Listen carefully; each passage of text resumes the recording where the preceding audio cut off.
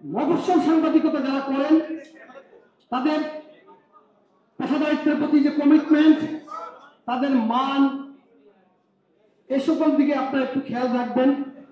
আমরা আপনাদের যে কোনো সংবাদকে গুরুত্ব সহকারে নিচ্ছি।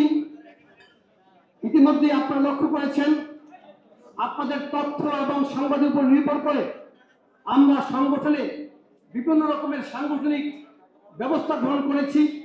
অতীতে সংগঠনে কেউ অন্যায় করলে সে অন্যায়কে অস্বীকার করার একটি সংস্কৃতি তৈরি হয়েছিল।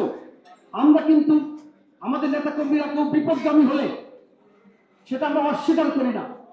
আপনাদের সংবাদের পরিপ্রেক্ষিতে আমরা সাংগঠনিক ব্যবস্থা নেই।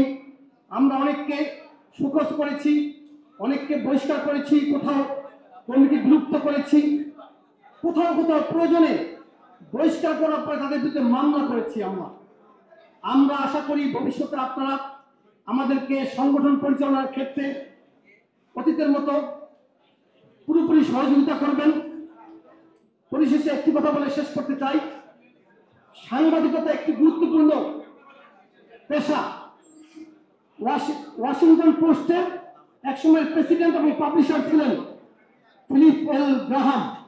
তিনি বলেছিলেন, journalism is the first rough draft of history.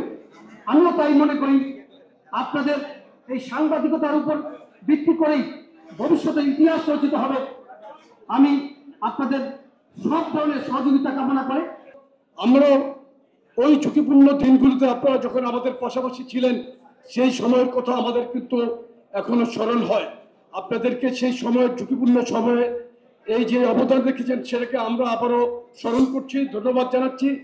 আপনাদেরকে শুধু একটি কথা বলতে চাই, আমরা কোনো কোনো পত্রিকা আমাদের মিডিয়া ট্রায়ালের মতো আমরা পড়ছি, অনেক নিউজ আমাদের দলীয় কোনো নেতাকর্মী জড়িত না থাকার পরও বলে দিচ্ছে যে যুবদল কিংবা স্বেচ্ছাসেবক দল কিংবা ছাত্র দলের কোনো কোনো ক্ষেত্রে আমরা দেখছি, কিন্তু সেটা আমাদের দলীয় নেতা কিংবা কর্মী না।